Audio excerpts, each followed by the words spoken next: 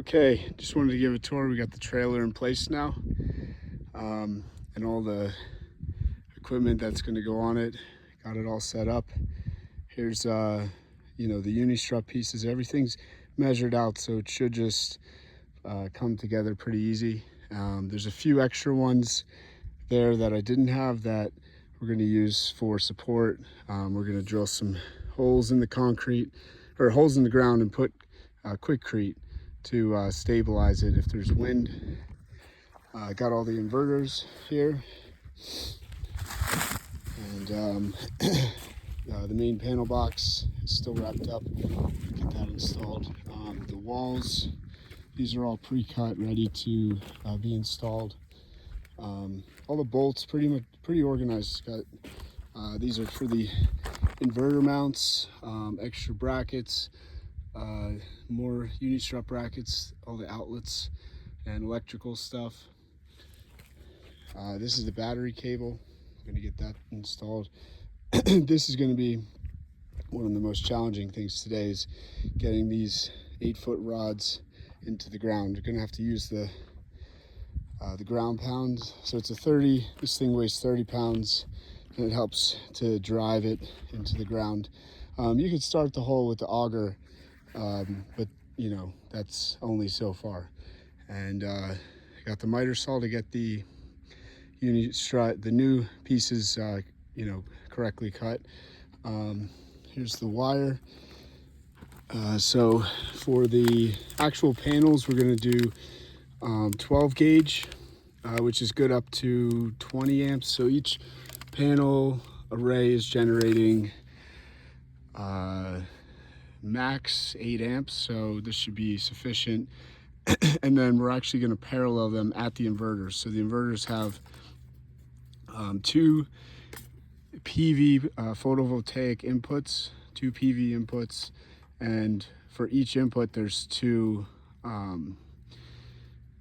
So four inputs total, but there's PV1, PV2, and they both have a maximum as in terms of wattage. But the point is they can be paralleled, which means that you keep voltage the same, but you increase the amperage. So we're going to do that at the inverter, and so that'll again, rather than needing bigger wire out at the if we were to parallel them, some people parallel them out at the panels, and keeping a lot of the other stuff safe from the dust, the fans, the the PDUs, which are power distribution units, and yeah, just a bunch of other things in here. So we're still doing the back array. Yesterday we got the east facing, or east side, these all installed. The way we've been doing it is pretty modular, and take the actual, like, build like one of those pieces and then just flip it on and attach it, and then next one, flip it on, attach it. So you can see from post to post. So we would, before that next post, we would just build, this sectional, flip it on. The one at that end, we would do 1, 2, all 4, so that's set. But then we would just work down the line, and it helps us to, move faster along the line. These are all set in quickcrete, and that looks pretty. It takes about 24 hours to cure. Luckily last night it wasn't too cold, and these look nice and sturdy. So all those posts are set, and so we have this 5-foot gap. So these are 40 feet long, and there's 12 panels on all the ones that we've installed so far. So in total there's 12 arrays. So this is an array, 12 panels. There's 12 arrays that have 12 panels. So and those are, the 4 there, and then the 6 here. 1, 2, 3, 4, 5, 6. So what we have to do now is we're going to finish 2 more of those, and we created these 5-foot gaps on the array, the 12-foot or 12 panel arrays. So there'll be another gap here, another gap here, and then on this side there's going to be one very long array. It's going to have a mix. It's not all connected together, but there will be 13 panels. But it helps us, you know, just kind of create a wall instead of having gaps in between them. They're all going to be connected in terms of the wood structure. But we'll have 13, 14, 13, and you know that creates a wall. This we can seal off.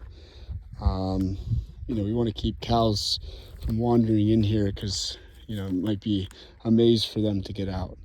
And yeah, so the trailer is set in place. I'm gonna actually move it forward slightly, but I'm going to have to first, you know, I have to drill the holes, get that set up for to drive those concrete rods in. And the way that works, you do 2. It helps with grounding. And so let's say one is here and one is here. You attach them in series. So you attach the copper wire through one of them, you know, the end of the copper wire here, through and then up to the main panel box, which is going to be, actually that's going to be like right about here. So may actually go this way, but that helps with grounding the whole system. And then each of the arrays going to connect all the solar panels together and then run lines to the actual copper. So gonna have to dig a lot of trenches here.